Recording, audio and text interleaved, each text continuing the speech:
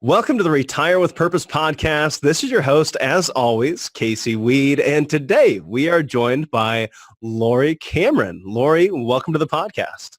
Thank you. It's great to be here.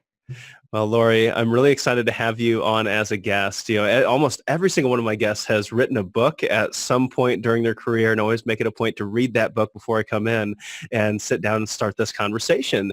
And yours was one that I was able to pick up and really get engaged in and actually take a lot of actionable advice out of and implement right into not just my life, but my wife's life. I've already gifted your book. I guess I've got 3 people that are currently reading it, and so they all really enjoy it. And so this has already become my most gifted book of 2019, and that is The Mindful Day. Laurie, tell us a little bit about mindfulness and the Mindful Day, because I got to say, when I first picked up the book, and I thought, gosh, mindfulness. I run across these podcasts on mindfulness, and I'm quick to just move on and listen to something else, or meditation. I'll move on and listen to something else, thinking this is just kind of something kind of fluffy out there that I'm not going to be able to connect with. And I was really surprised at how useful it was in life. Can you tell us, and just so everybody gets an idea of what mindfulness is and what it really means to you and in your life? So mindfulness is simply paying attention in the present moment, here and now. So the reason that sounds so simple but is so hard is that what we found in neuroscience is that 50% of our day, 50% of the time that we're awake, our mind is not present and we're not paying attention. Our mind goes into something called the default mode, and it's actually thinking about the past or projecting into the future or replaying a conversation from this morning or worried about something that happened or worried about something that's coming up. And that's the heart of anxiety and worry and rumination. So that's what we're designed to do. Our brains are designed for survival. And in order to stay alive, we need to have our mind roaming and our attention kind of looking around, seeing what could potentially threaten us or hurt us. So we're designed not to be in the present. Mindfulness is about being present and tuned in to what's happening in the here and now, paying attention to our direct experience. So what that means is right now I'm paying attention to sitting in this yellow chair in this old schoolhouse of a house in Maryland, and just being aware of you and being aware of my thoughts and emotions on the inside. So I'm tracking my external experience. So exactly what's going on around me and also what's arising inside. Emotions, am I anxious? Am I excited? Am I grateful? Am I nervous? So whatever feelings are happening on the inside, I'm also tracking. So mindfulness is really powerful because if I'm able to be present, if you're able to be present a little bit more than 50% of the day, it gives you more life. It's a way to extend life. And that's what I think is the biggest benefit. And we can talk about, there's so many benefits to mindfulness, both physiologically as well as cognitively. And, your listeners might be really interested in those. But the thing that's most motivating to me is it gives me more of my life. I'm more present, connected, paying attention. I hear more. My relationships are deeper because I'm actually listening to what my husband or daughter says, and I'm more creative. So and actually one of the biggest ones is I can savor life. I can savor the way my hands feel in my golden retriever's fur as I just pet him, or the way the coffee tastes in the morning. I'm actually present and noticing what's happening. It's really just this awareness, I believe. And, I think, your book, congratulations, was number 3 on the list of mindfulness books of 2018. And I think that was probably because a lot of the stories you told about your own life and what led you to mindfulness that people could really connect with. Can you tell us about, you weren't always like this. You didn't always have this present awareness of where you are, connecting with those that you're with. You did struggle with, always focusing on the past or always planning for the future. What led you to where you're at today, and what led you to this focus on mindfulness? Well, a couple things led me to today. One is when I was in high school, my father had a heart attack when he was with me. I was 16. He was 44, and he didn't survive the heart attack. And I did CPR, and I was actually trained in that, believe it or not, from being a Girl Scout. And he didn't live. And that event was very transformative because it taught me the the preciousness of life, that how each moment and each day is so fragile in a way that we could really go at any time. It's unpredictable. So I learned that at a very young age. I think we often learn that when we get older, but that was sort of a driving focus for me to go into a career where I focus on human development and flourishing and resilience. So I've always done that. But in that career, I started to become kind of really, I don't know, overwhelmed, overworked, overscheduled. Really, it was almost that same thing in losing my dad made me try to get the most out of every day and drive and achieve and make him proud. And I really started to live less in the moment because I was working so hard. And one of my clients, I was living in San Francisco, an engineer who came here as a child from Vietnam, actually introduced me to the concept of mindfulness. And the powerful thing she taught me was that we can deliberately engage in specific mental practices to train our mind to be in the present. So being in the present is not just a Reader's Digest aspiration. I'm going to live in the present. I'm going to be more aware. We actually can build the mental muscles to do that. So she taught me that in the mid 90s, more than 22 years ago. She taught me how to use mindful breathing, how to bring my attention to my breath on demand. And that's the birthplace of awareness. So I become aware of my breath, breathing in and breathing out. And even in one breath, I stop that monkey mind, that popcorn machine of thoughts, and I can get right into the breath, and I'm present. So that was transformative too in the mid 90s when I started to learn that we could train. We're not, a lot of people identify themselves as scattered or ADHD or, meditation. I've heard of that. I tried it one time. That's not for me. You don't know what it's like in here. And I say, we're all like that, all of us. The power is that we can train ourselves to strengthen our capacity for attention. And the skill of attention, which is a foundation in mindfulness, is a superpower these days because we're very distracted with our phones and the media and the uncertainty in the political landscape. I live 6 miles from the White House. The uncertainty in the markets, in the economic markets. There's a lot happening right now. And we've got input all the time. So mindfulness teaches us to find a moment of calm presence. And that's a skill that we can train in and at any age. Well, and you've been doing this for now, over 20 years, practicing this mindfulness on a daily basis. And what would you say have been the biggest benefits to you and in your life? I would say that I really, I've developed what's called equanimity. And that's another way of saying sort of an easygoingness that pervades my life so that big difficult things don't rock me, and big joyful things, I feel them. I savor them maybe even more deeply, but I don't get thrown off.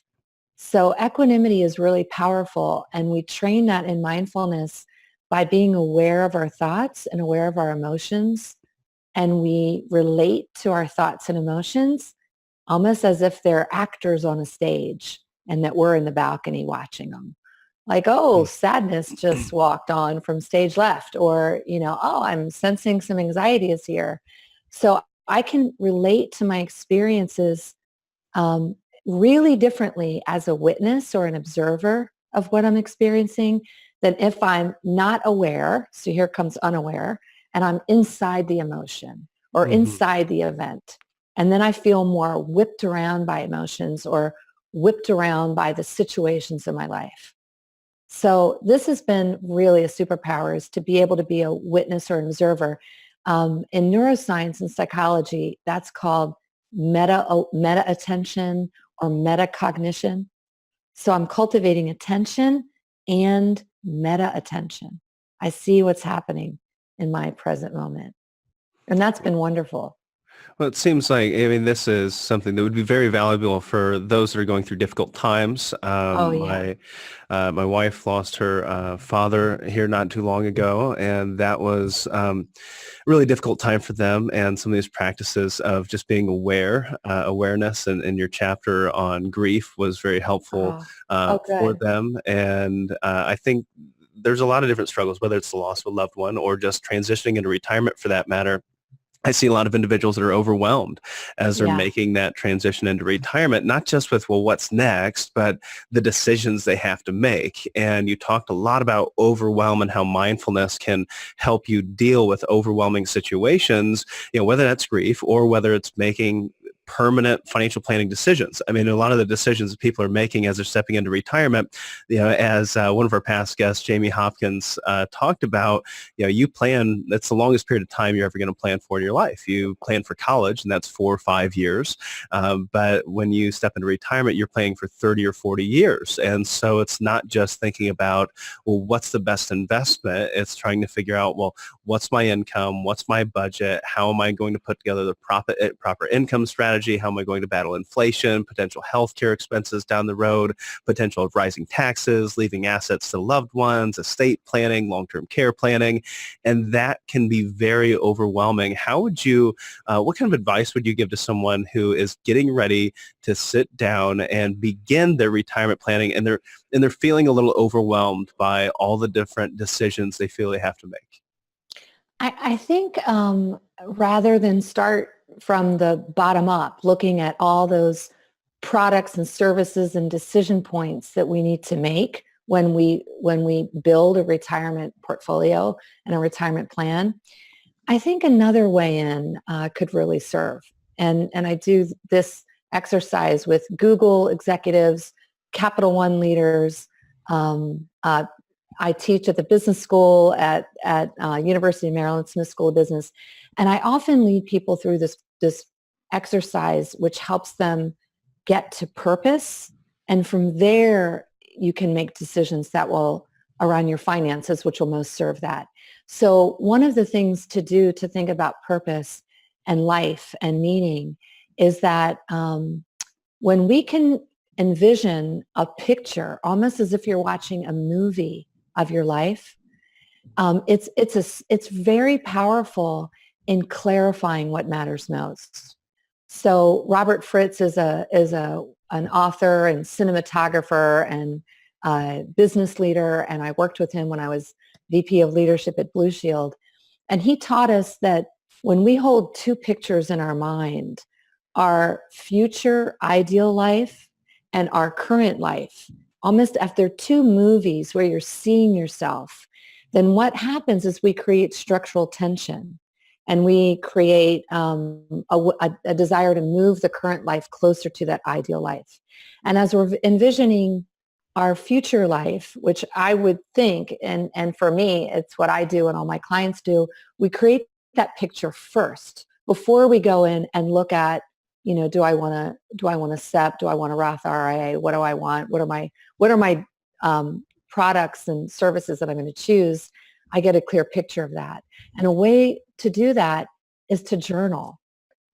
So you can set your timer for 20 minutes and journal, what will my ideal life look like in 10 years or 20 years, depending on your age right now. Could be 30, could be 5.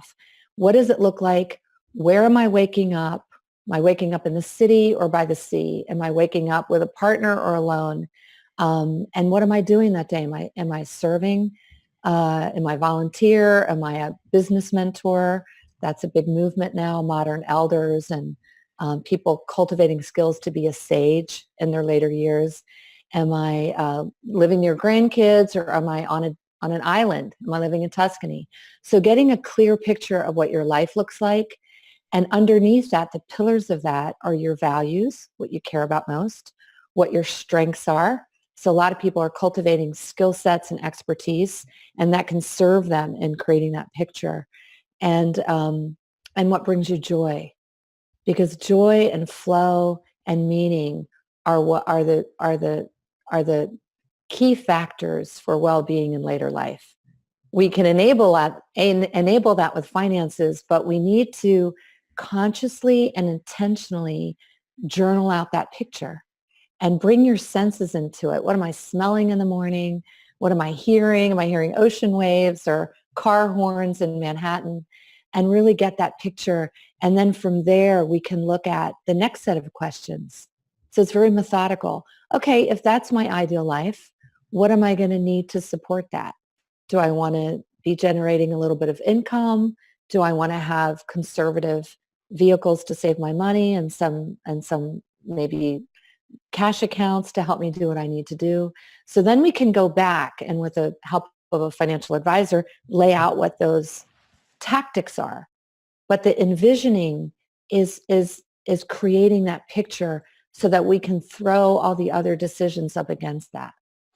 Well, I think that's such an important topic. And one of the things that when people come in and visit with our team, the first thing we're going to talk to them about is, what's your purpose for retirement? Why do you want to retire? And Right. one of the exercises we like to do is, plan out your ideal day. Where do you wake up? What do you eat for breakfast? Where do you go for lunch? Who do you go to Yeah. lunch with? And Great. what are you doing in the evening? But I like the idea of journaling too. I Yeah. think this is something that I really want to get implemented into my life. Great. I had been taking steps by steps in the morning to integrate the things that you had recommended in your book, from, waking up, meditating, focusing on body, focusing on mind, Good.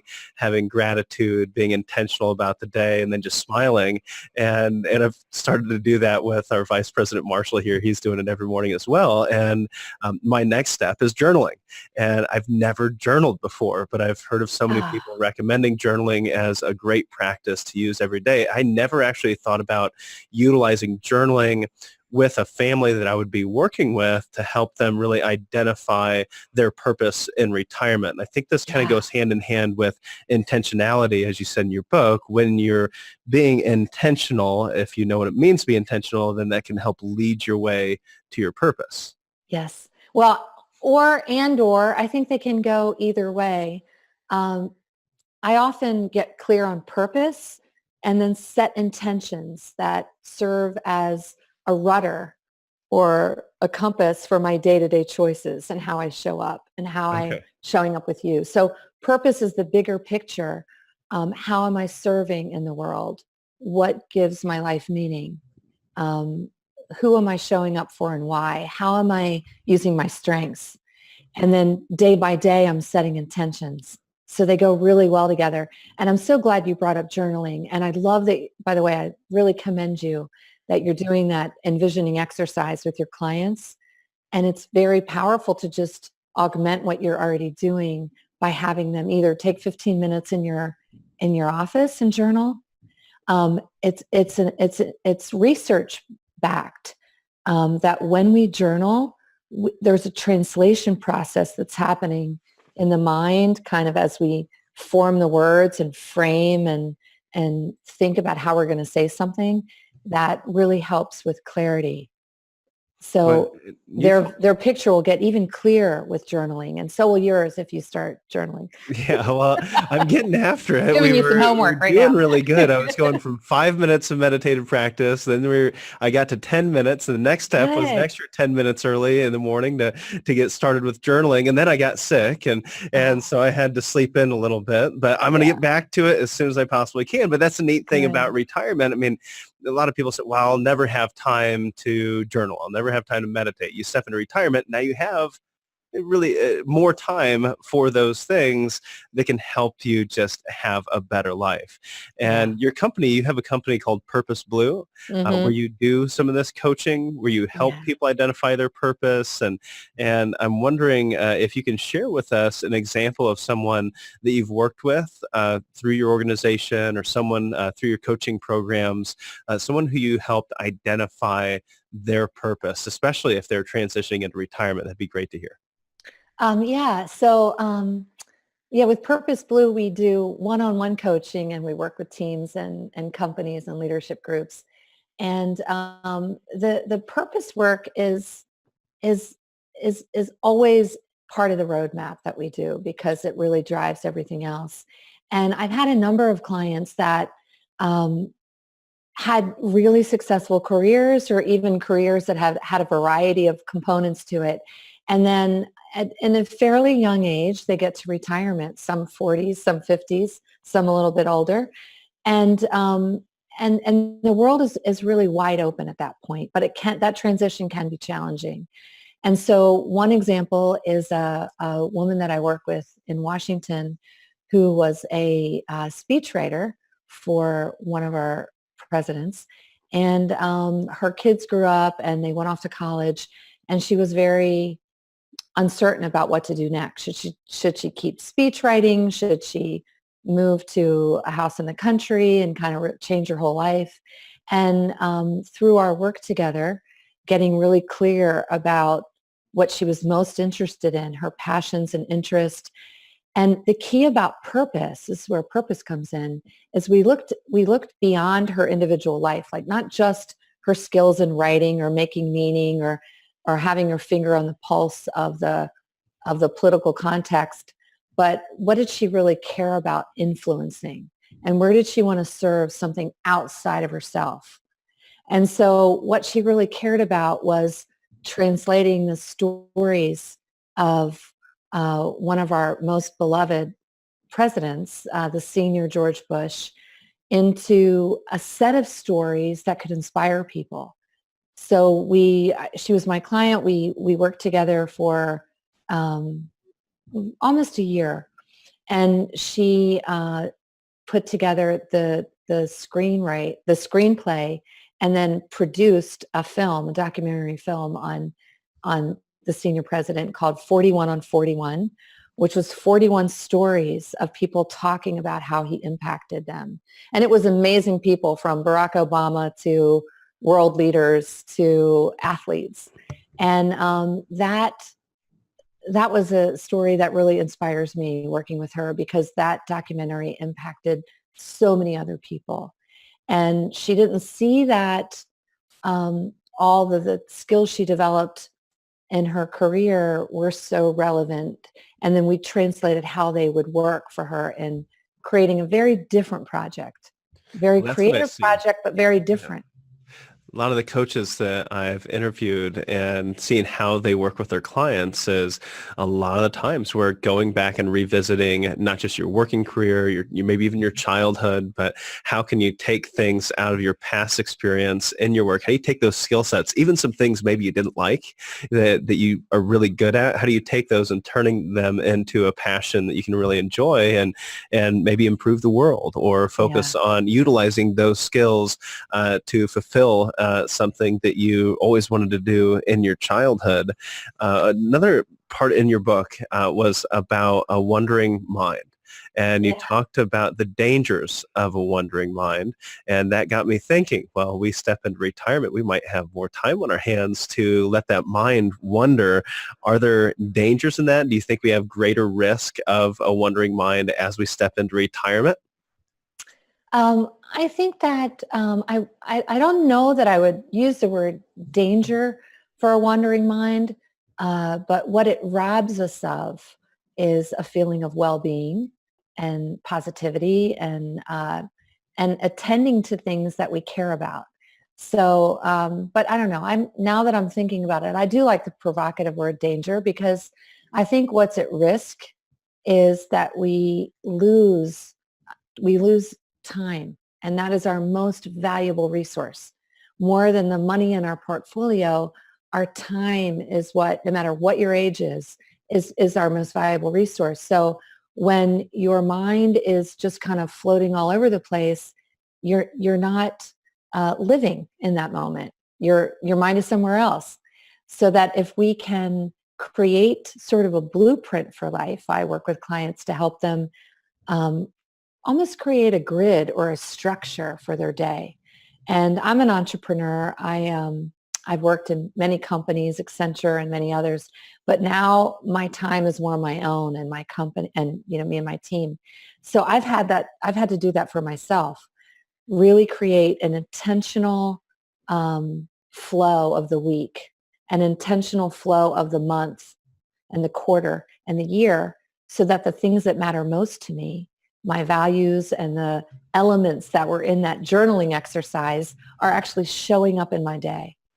And that's part of the reason I wrote the book, is that mindfulness is not some strange, new agey, esoteric, Eastern thing that's only available to people in California or the Himalayas, but it's a way to train the mind to live more consciously. So I think it's a wonderful exercise to lay out what matters most and then say, what are the 2 or 3 things I'd like to really contribute this year? What projects do I want to do? Or where do I want to serve? Or who do I want to work with? What do I want to create? And then break that down and create a life where our attention is focused. Often I ask individuals, what are you going to do in retirement? They say, well, I'll figure it out when I get there. Or, I'm going to go ahead and I'm going to step into retirement. I'm going to spend the first couple of years just kind of doing what I want when I want to do it. And Yeah. so, I just want to get away from the schedule. I don't want to schedule anymore. I don't want to have to be here or be there. It feels restraining. And that's exactly why I retired in the first place. And as you're saying that you're kind of setting the intention for the day, you're setting intention for the week, for the month, the quarter, the year, it kind of sounds like work. Yeah, well, I'm using a framework that they understand, or a lot of people that were in business understand quarters and years. But one of my biggest things that I emphasize, Casey, is experimenting. And I hear you, that idea that, oh my God, the last thing I want is a schedule. I'm not even going to use Google Calendar. But fences create freedom. Boundaries, a line in the sand, a sandbox in the backyard. It creates freedom to play, freedom to travel, freedom to learn new skills like cooking or a foreign language, to take up a painting class, to serve the homeless, to fight immigration, whatever it might be. So I really invite your listeners to experiment if they have a belief that a schedule feels confining. Because, and we're all different. So I'm a leadership development expert. So I know a lot about personality and how that shows up. And there are personalities that love having the day scheduled. I have a personality that does not like schedules, does not like structure.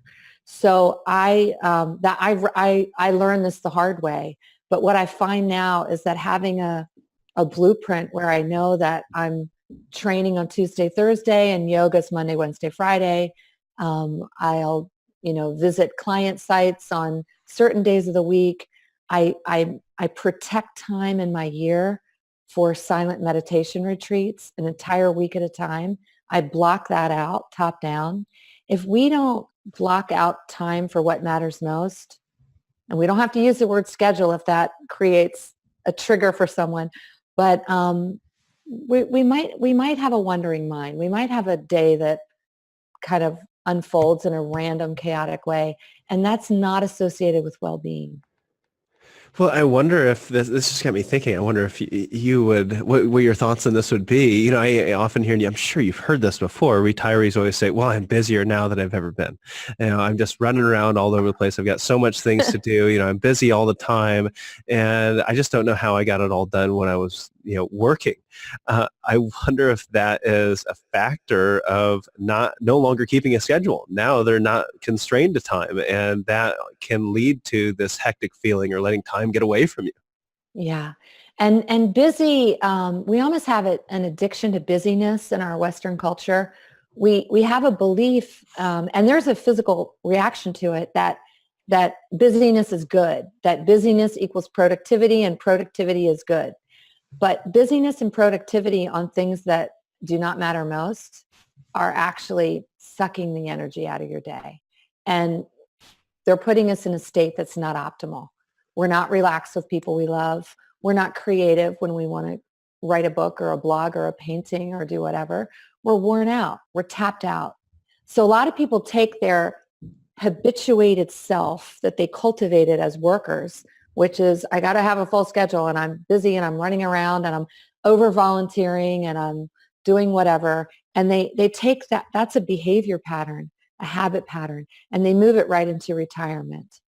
And what they lose is the opportunity to have a life that might be a little richer, have a little more meaning, have moments of calm in the day.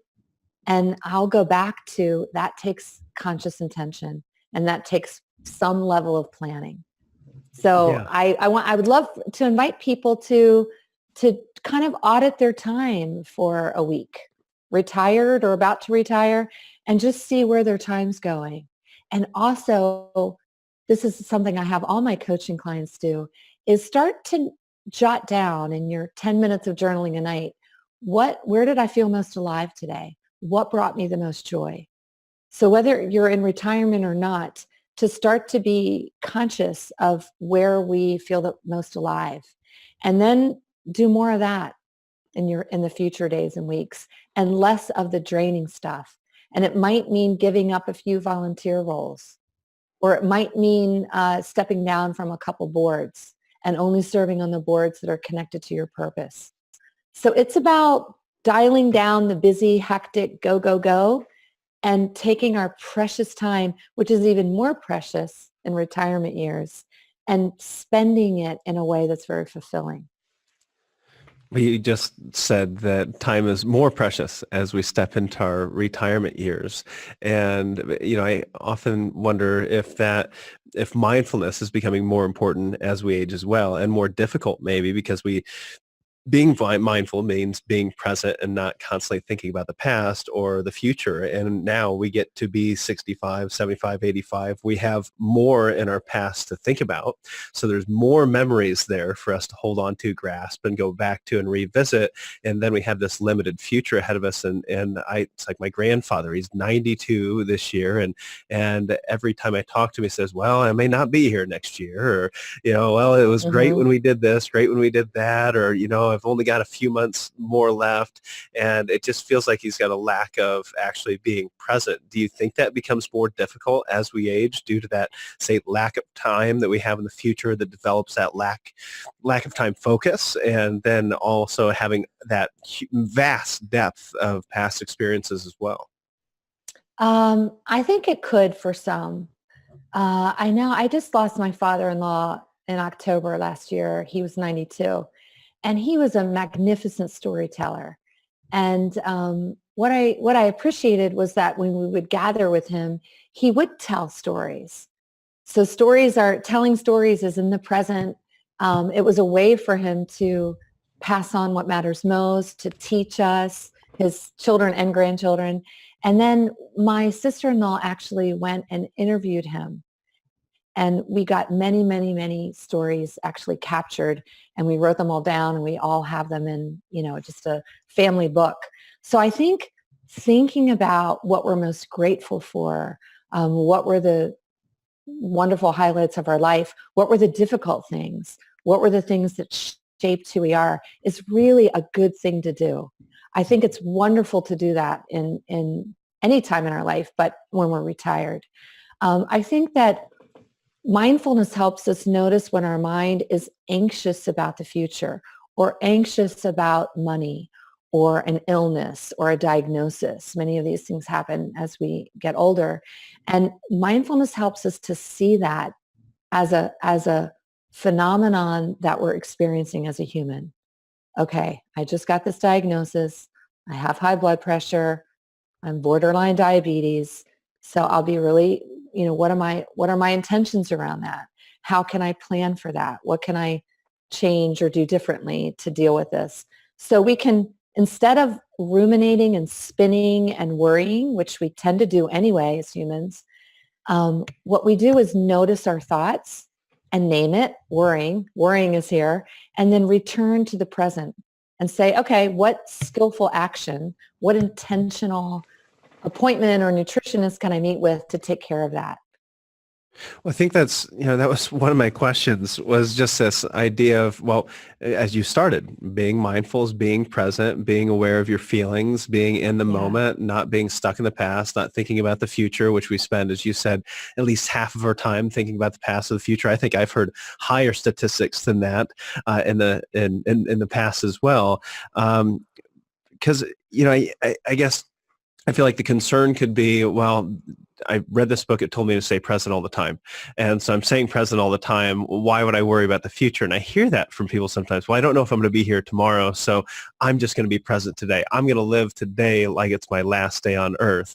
And I think it's still important for us to be mindful, but also remember the past. How do we Yeah, stay that's present? right. And I think that's kind of what you're alluding to here, is the Yeah. importance of staying present and still recognizing the importance of those past memories and still planning for the future. So I think that's a terrific question. And I really love that you brought up, gee, I can't be present all the time. And you won't find that in my book or a lot of my mindfulness teachers I hang out with, because the idea, we really can't be present 100% of the time. And also, I do want to mention that sometimes when our mind is wandering, we can have really creative insights. So it's okay to take a walk in the woods or to be in the shower sometimes and the mind's wandering, and that's when you solve a problem. But what we're doing is being aware of our thoughts, aware of where our attention is. So if I'm sitting in my chair in my living room and I'm almost lost in thought and I'm replaying scenes, or I'm slipping into regret or wishing or nostalgia in a way for the past that's sucking me into the past, and I'm not enjoying my life right now, that's a problem. And I think that is a danger of not being in the present. So being in the present allows me to consciously choose what I'm going to do with my mind. And I might decide to tell stories to my grandkids. And that's a conscious thought. I also might decide to plan for the future. So thinking, using my rational prefrontal cortex, my thinking mind, planning for the future, setting goals, being wise is absolutely recommended. So we're not never thinking about the future. That would be unwise. But to just know where my mind is and to choose where your mind is what mindfulness is about. Well, I think the not understanding that could have some long-term detrimental effects if we didn't pay attention to the future and learn from the past and incorporate that into the present. And I'm kind of Right. getting, when it came to meditation, which I want to get to, that kind of morning routine, and I think this will kind of lead us right in there. I'm getting from you this idea of preparing for retirement and planning for retirement, which is often has, especially at the onset, has nothing to do with money. First, we're envisioning what that future is going to look like, projecting Yes. ourselves forward 5, 10, 20, 30 years, whatever it is. I had Dr. Paul Ward on recently. He said, write your speech for your 100th birthday. And that's along the same lines. We're envisioning what the Yeah. future is going to look like. We're putting ourselves there and then kind of working that backwards and building out a schedule for the year, for the quarter, for the month, for the day. And then I think we get into putting together a daily routine and what Yeah. that daily routine looks like. What are we going to do every morning we wake up? What are we going to do at the end of the day?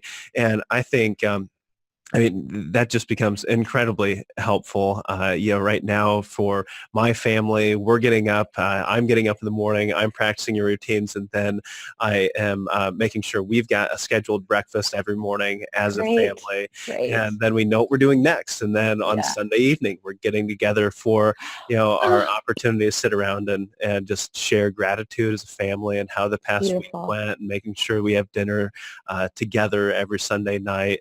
And I I can already see the effects that routine is having in my life. What about a retiree? What's that look like for them to put together a routine when they said, well, I don't really want to have a routine in the first place? So I think we have to outline what's the importance of having a routine even when you don't want to have one, and what's that routine look like?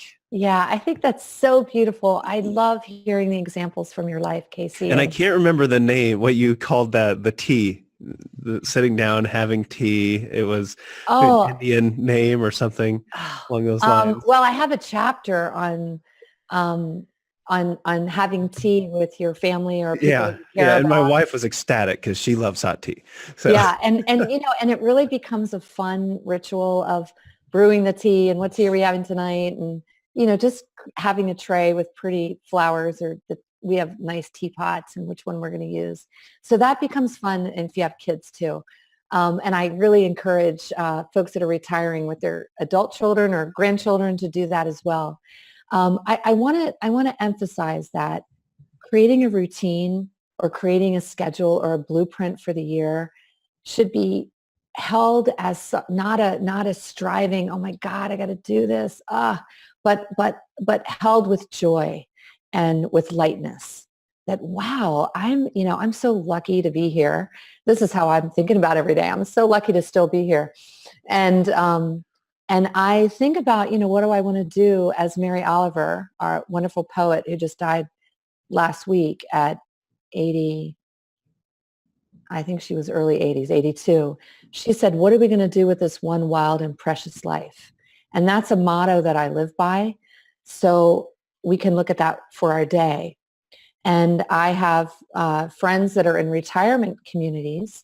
One of them actually just started a weekly mindfulness group, and they get together once a week, and you could listen to, I can send any of your listeners, they can write to me at Laurie@purposeblue.com, and I'll send them guided meditations that they can play and then listen to the guided meditation for 10 minutes and then talk and have tea together. There might be mindful walks. That's in my book, like taking a mindful walk as a family, taking a mindful walk in the morning in nature with people in your community or neighbors, people you live with. It could be that you say, for me, I'm very intentional about creating structure to see friends. So here's that structure word again, but I meet with my high school friends, and I graduated 30 years ago, every 6 weeks, and we have lunch. And I meet with friends from another part of my life every 2 months, and so on. So my mother did that until she met with her high school friends for 60 years, once a month for lunch. That's not even in the book. I learned that from her. But having Incredible. routines of serving. My mom volunteered at the church Wednesday nights and was there, every Sunday. So dropping in for days of the week, routines and rituals that foster connection and help us serve, and that foster gratitude, like you're doing on Sunday nights. And I just heard some interesting research you might love, given that you're focused on purpose too. University of Berkeley Science Center reported that gratitude is more impactful at creating purpose and clarifying your purpose than the exercise that I shared with you and the one that you do with your clients about envisioning an ideal day. So Well, envisioning an that's ideal really day. good for Yeah. me. Yeah, I My know. wife's word every year we have a word for the year, a theme for the year. This year her word was intentional and my word was gratitude. And so we just They're combine both those great. two things and we're doing really good. You guys are doing awesome. So when we practice gratitude, when we pause and actually generate, gratitude is a generative skill. I'm going to stop and generate thoughts about what I appreciate, what I feel grateful for. And the key with gratitude research is to not say the same things every day. So it's better to practice gratitude once a week. Say every Sunday we're going to do gratitude practice than every single day if you do the same things every day. You can do a 21-day challenge and have a partner or your family or people you live with in your community and say for 21 days we're going to do gratitude, and it's going to be something new every day. And then we start to get really granular. It's a great practice. But whichever practice you do, gratitude, generating gratitude, and then defining purpose is even more powerful, but I recommend doing both, than journaling and envisioning an ideal day. So what I do now with my clients is have them do both. And what researchers think is that gratitude gets us in a state of deep appreciation, and that is a springboard for thinking about how we want to give back in the world and what we want to do. So that's Well, another thing you can add to your client meetings. yeah, well, the daily routine. You said don't use gratitude every day, and be thankful for the same things every morning. I've been making that part of my routine is to practice gratitude, then lean into intentionality, and I am finding sometimes, I probably every time, I'm being thankful for my wife, thankful for my kids. Right? You end up saying that you're thankful for a lot of the same things. So I guess I'll have to be more intentional about being thankful for other things every single morning and being a little broader. Or I'll say one of the ways to do it is specificity. So last night, like you, I have a cold.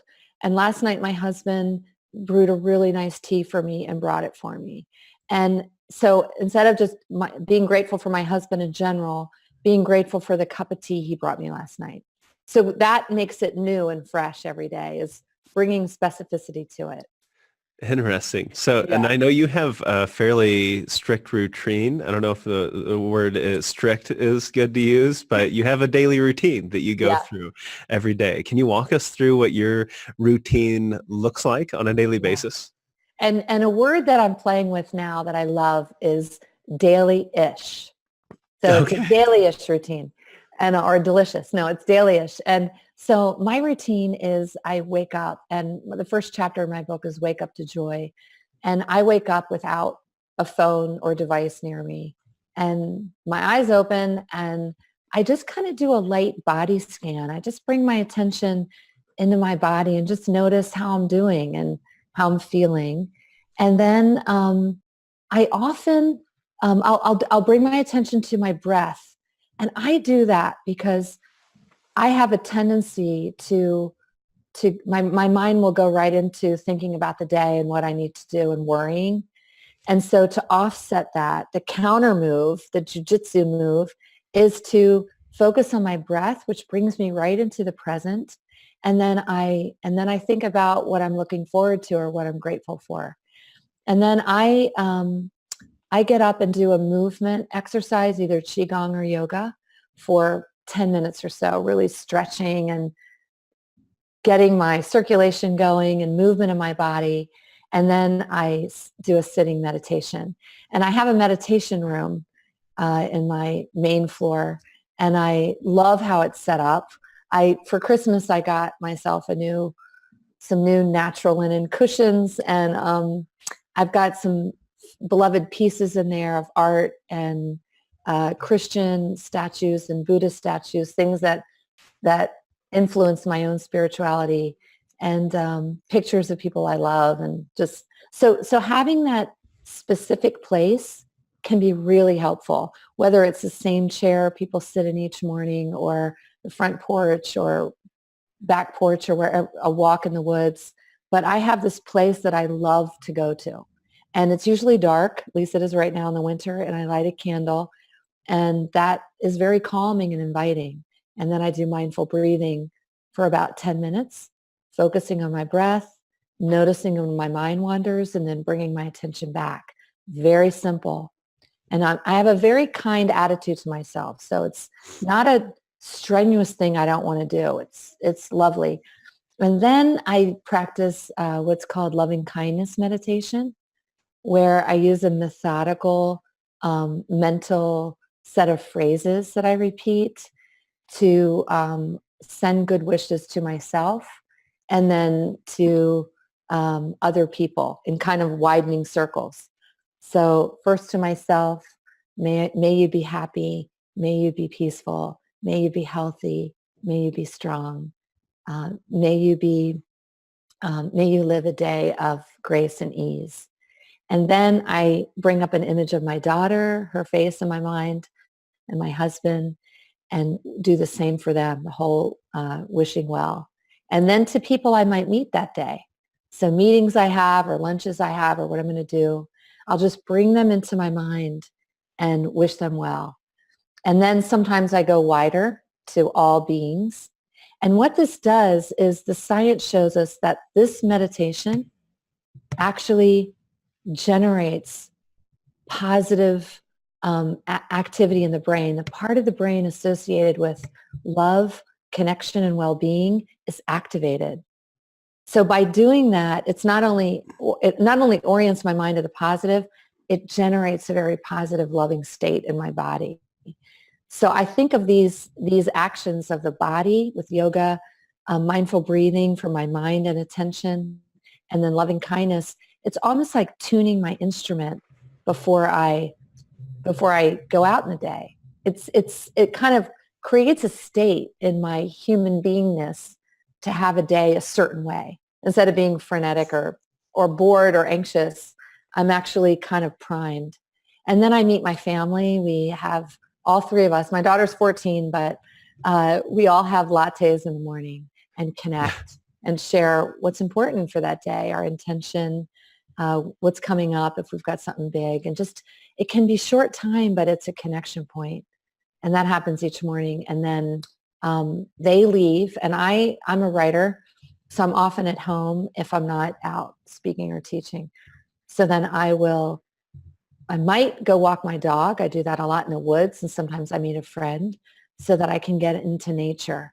Because if I can't take a walk in the morning, I'll step outside and sip my coffee and just look at the trees and connect to the birds, because the science is showing is that nature calibrates our nervous system, and everything happens from the nervous system, our sense of well-being. So even just stepping out, if you're in the city, look out your window, and that's really powerful. So I try to get into nature in the morning, and I also do that during the day. Well, So that's my morning routine. I could take you through the whole day, but well, as I was talking to a friend about this, I was talking to them about mindfulness. I was talking to them about meditation, and they said, that sounds kind of, hippy dippy, a little too liberal for me. And I said, well, you pray every night, don't you? And I pray twice a day. I said, well, prayer is really very darn close to meditation and mindfulness. And it's really one of those practices that you're using. It just happens to be part of your religious practice, but you're practicing gratitude. You're thinking about your intention for the day. I mean, that is just a core piece of what prayer is really all about, I think. Let me speak to that. In the morning, I meditate. I first focus on the breath and do the loving kindness meditation, and then I pray. And I also do that in the evening. And in a few weeks, I'm leading a retreat, a women's leadership retreat for about 50 women up in the beautiful woods and nearby in Harper's Ferry. And it's a Christian retreat. And I'm the retreat leader, and I'm going to be talking about the role of mindfulness to increase my my presence with God, or our presence with God. And one of the themes we're talking about is mindfulness in prayer. And I know as a kid, when I would pray, that I would start praying and then my mind would wander. And I would be gone thinking about all kinds of things. And then I always would say, oh my goodness, I'm so sorry, God, I'm back. Where was I? And then I'll start praying again. And I always felt really bad about that. And what I've noticed, my wife says the same thing all the time. I'm like, oh man, I'm sitting here to pray and I'm like totally gone. And what I've noticed is that I was a person who grew up going to church 3 times a week, and I learned to pray, but I didn't learn how to focus my attention and sustain it. And I didn't learn how to notice where my thoughts were and bring my attention back in a way that could build a muscle to do that.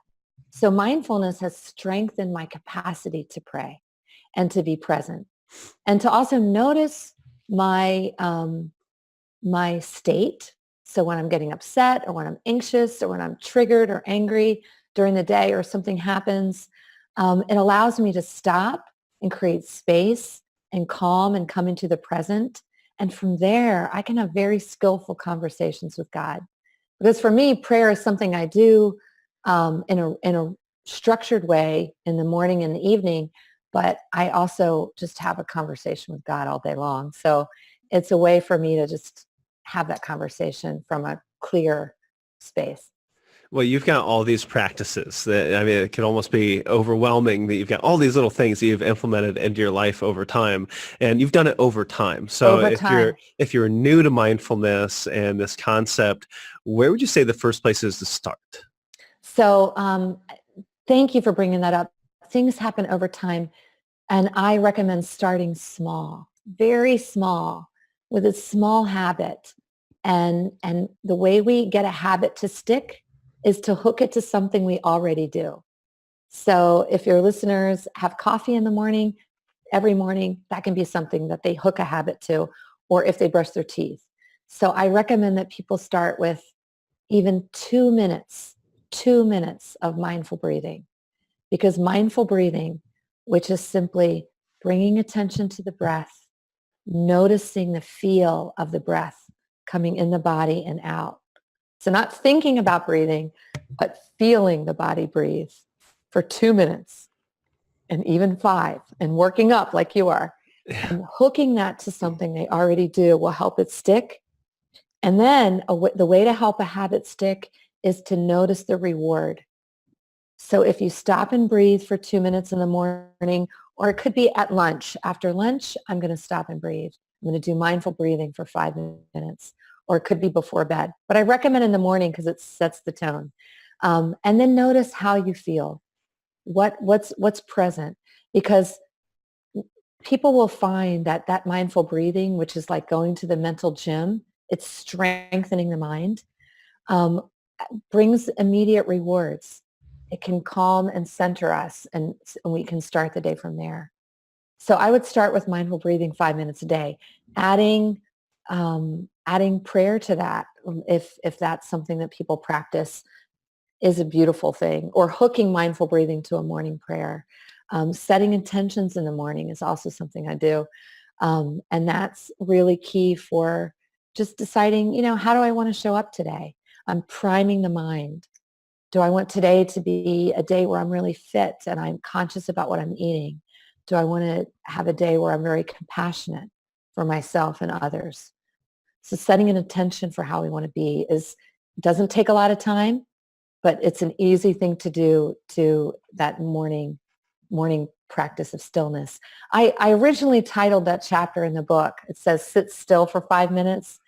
And the book's published by National Geographic, and they were a wonderful team to make this very practical. So that's the second title. The original title was Meet Yourself in Stillness. And I just love that invitation that I'm actually going to spend 5 minutes with myself in stillness, in quiet, because we don't do that very often. And that's where we can begin to learn to appreciate ourselves and be kind to ourselves. And then all the other good habits follow. Good eating, exercise, vacations, listening to good music, all that follows when we care about ourselves. Well, I think that 5 minutes of alone time is just so important, and it's something that I got away from over the last year or so. Right after our son was born, he was born with some congenital defects that caused a lot of stress in our lives. We didn't have a home at the time. Had just sold our home. We were building a new home. We were running a business, renovating an office, and trying to get back and forth between a hospital that was several hours away. And so every single night I was up till 2:30 in the morning taking care of our newborn. And I would take 5-10 minutes and I'd just stand outside, look at the trees. And boy, I can't. I think that really helped me get through that period of time in a very calm way. And during that period of time, I used a meditation app that I had. And in your book, you talked about it. You just talked about this kind of being like exercise.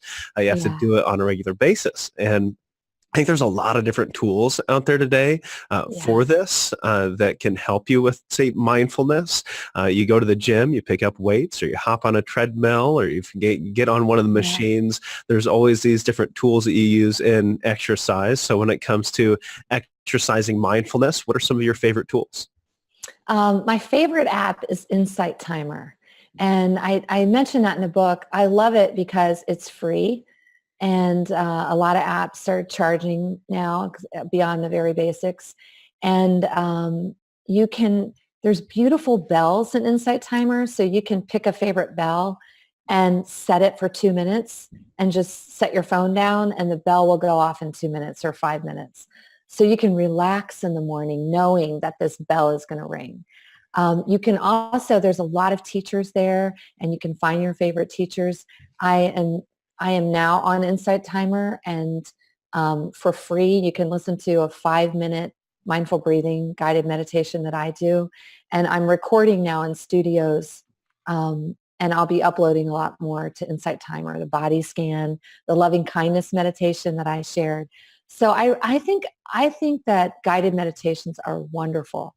It's very easy to set everything up the night before. I've got my favorite chair. I've got my pictures and things that I love, things that bring me joy in a favorite spot.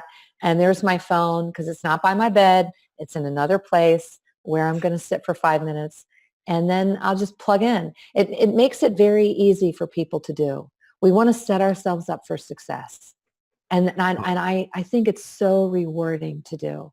And gratitude is a very powerful science-backed practice.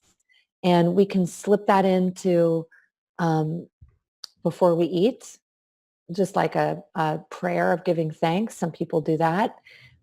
We can give thanks. What we do is both. We do a blessing for the food that I've done since I was little, but we also share gratitude at the table. You know, what are you grateful for that happened today? And it's a way of connecting. So there are ways we can slip this in.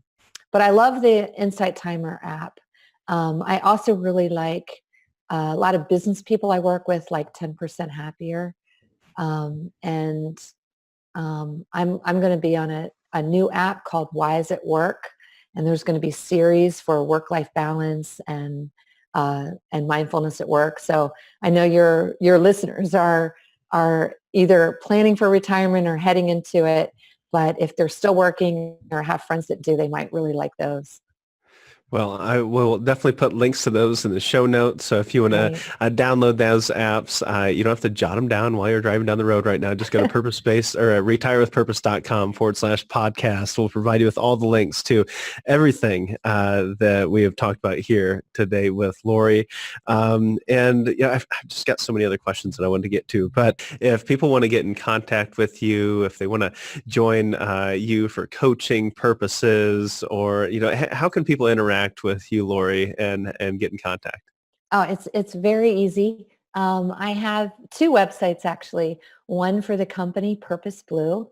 That's PURPOSCBLUE.com. And they can join my community there. I love writing and I write personal newsletters and share stories and research and tips on living with more intention and compassion and purpose. And my author website, Laurie, Laurie, Cameron.com, is shares about the book and things coming up. It just came out on audio, which I've been hearing from listeners around the world. It's been so great because they're taking me with them on their hikes and their walks and as they're hanging out because they've got audio now. So I'd love to have them join my community. It's really vibrant. And I also love Instagram. I don't know if you've got visual users of social media. It's a very visual social media platform. And Facebook, of course, I'm on there too. So please join me. I can't wait to meet them. Awesome. Thank you so much for your time, Laurie. And You're welcome. I can't wait till the next book. Thanks Oh, again. And we'll catch you next time. great. Thank you. I love being here.